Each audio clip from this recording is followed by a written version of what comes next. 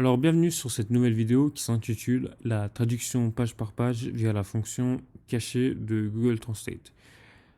Alors, comme je l'ai expliqué sur la vidéo de traduction de Google Sheets, Google nous met à disposition l'API de Google Translate quasiment, enfin, pas quasiment, gratuitement en fait, la totalité sur ces outils. C'est-à-dire que si vous passez via leur API, vous allez payer pour la traduction. Mais là, si vous utilisez directement les outils de Google, bah, vous pouvez traduire en fait directement sans payer un seul euro et sans débourser votre bourse. Donc, l'idée quand même, c'est d'être un rat, clairement. C'est de grappiller le maximum d'euros, d'économiser un maximum d'euros. Pourquoi?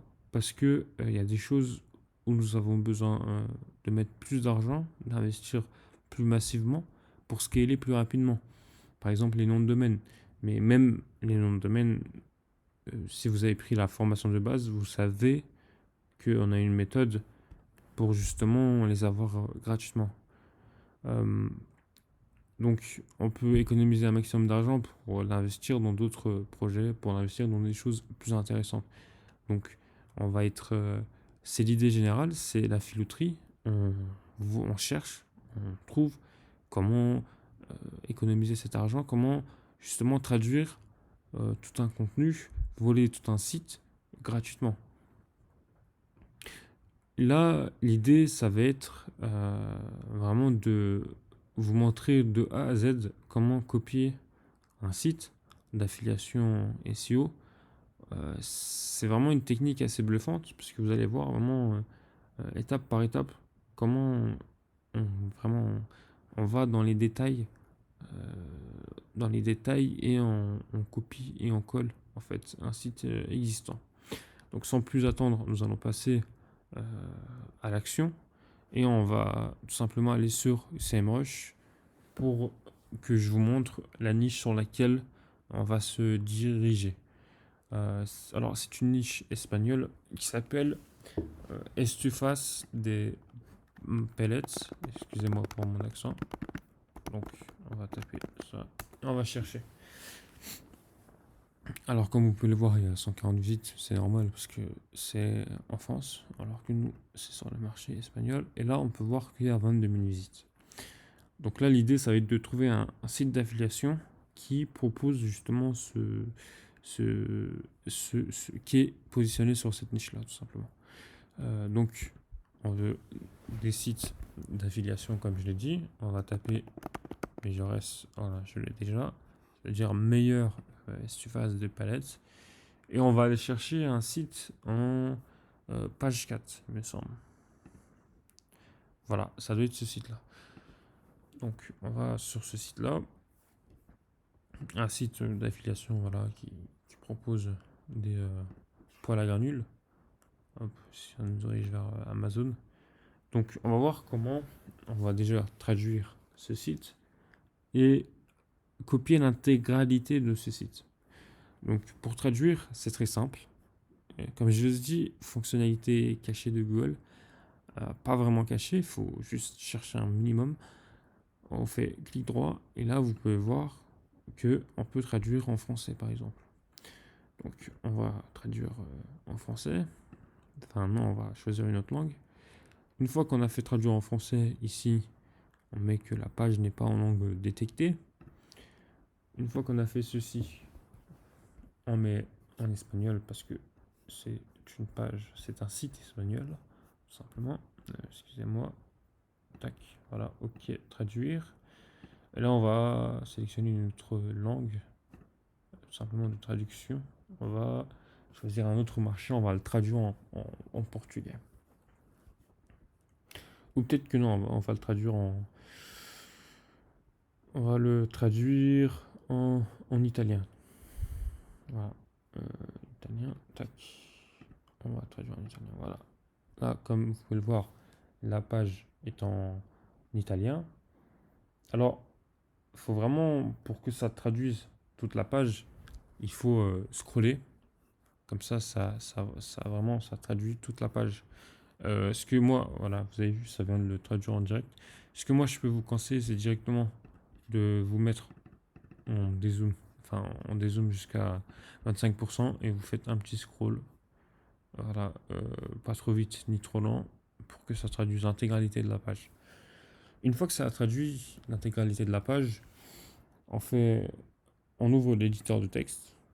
Hop, inspecter. On va se mettre comme ceci. Voilà. Attendez, je vais fermer ça.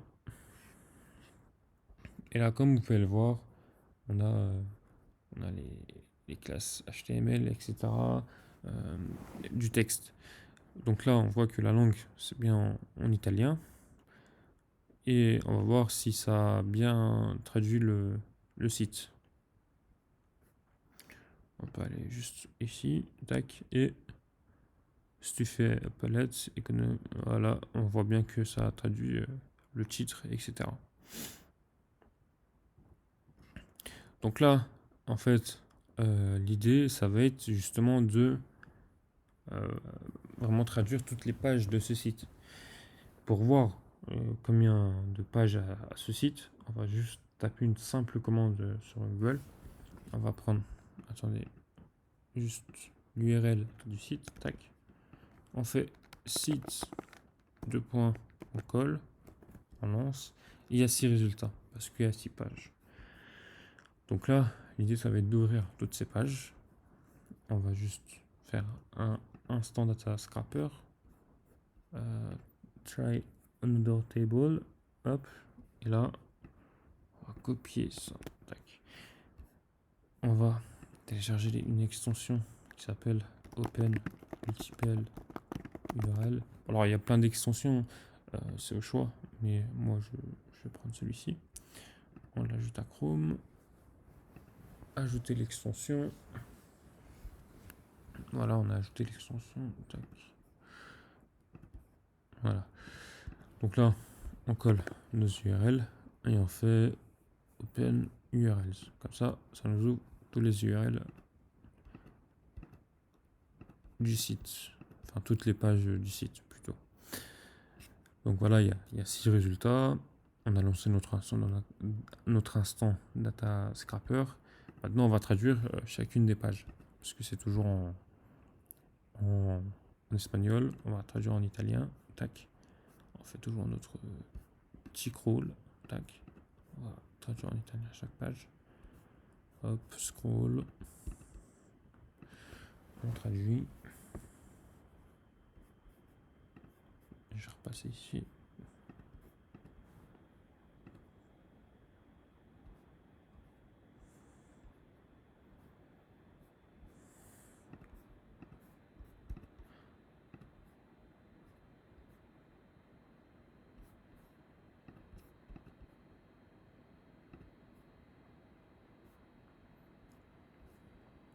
Donc voilà, une fois qu'on a traduit toutes nos pages, excusez-moi, on va récupérer justement le contenu de la page.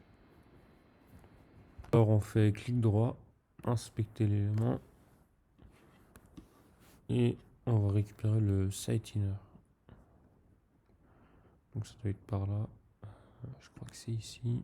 Et ouais, c'est là. Donc là, on va le récupérer, mais avant de le récupérer, je vais me connecter sur mon WordPress pour vous montrer justement les résultats. Je vais me connecter sur le WordPress 13.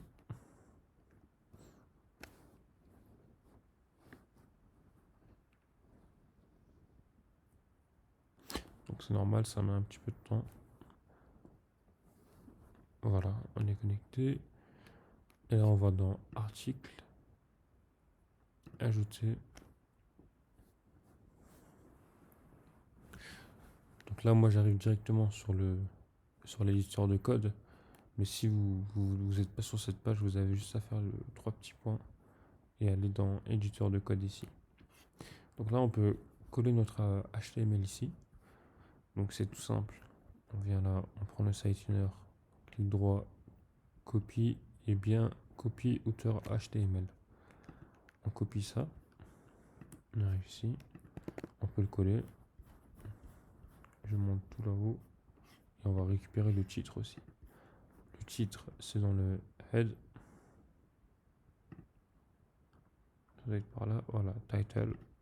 On va copier ça et coller ça. Maintenant, on peut le publier.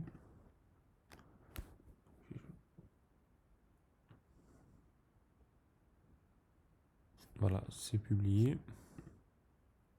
Si on vient là, on voit bien qu'il y a l'article.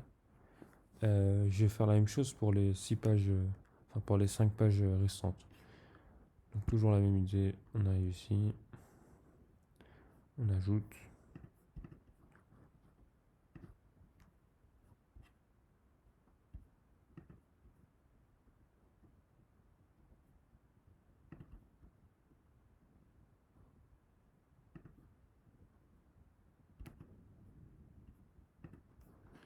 Tac.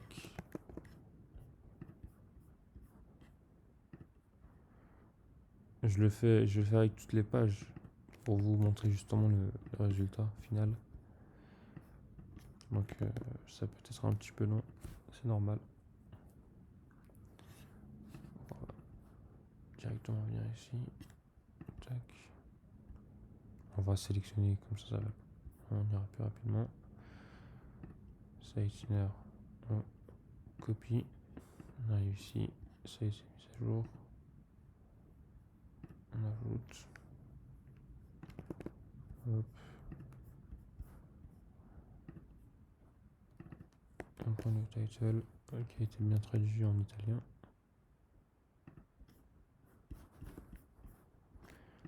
On colle ça, on publie.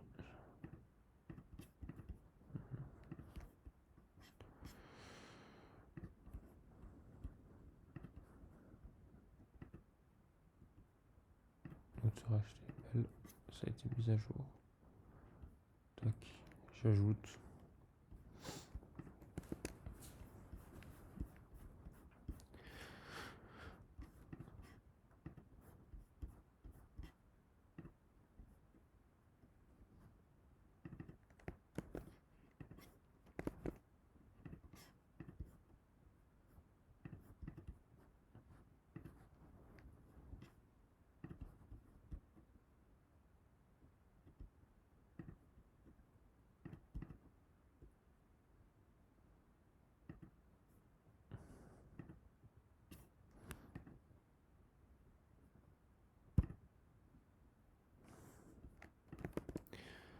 Voilà. Tac. Alors moi l'idée c'est de copier le site en fait. Toutes les pages du site traduites bien sûr. Mais vous allez voir le résultat est vraiment bluffant. On vient ici. Tac. Hop. Ça a été mis à jour. Donc c'est la dernière page. On fait ajouter.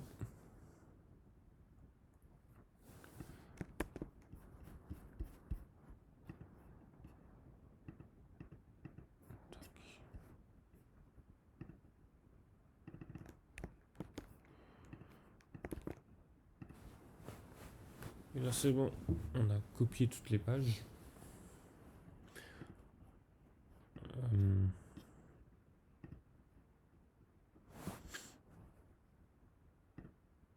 On va voir le résultat. Regardez là on a un résultat. Bon voilà, c'est ce que... Voilà, pas ouf. Mais là justement ça va être d'améliorer ce résultat-là. En copiant le CSS du site qu'on a copié. Je vais ajouter un thème. Je vais dans apparence, thème. Je vais activer Astra. Là je fais personnaliser. On va dans CSS additionnel. Là je reviens sur cette page. Là vous voyez quand je suis sur le title, il y a le CSS. Je clique dessus. Là j'ai tout le CSS. Je fais commande A, je copie. J'arrive ici, je colle mon CSS. Déjà, on peut voir que le résultat est déjà mieux. Il y a le logo. On publie. Ah oui. Tant mieux qu'il y a eu ça. Comme ça, je vais vous montrer si vous faites la même chose. En fait, ça se peut qu'il y ait du HTML dans votre CSS, donc il suffit juste de retirer le HTML. Retirer le HTML, je vais sur Sublime Text. Je colle mon CSS. On va dans Replace. Et là, vous voyez, j'ai déjà la commande. Cette commande-là permet justement de retirer le HTML. On fait Replace All. Là, on peut faire Select All. Je copie. Si je fais commande A, je supprime. Hop, je copie ça et on publie.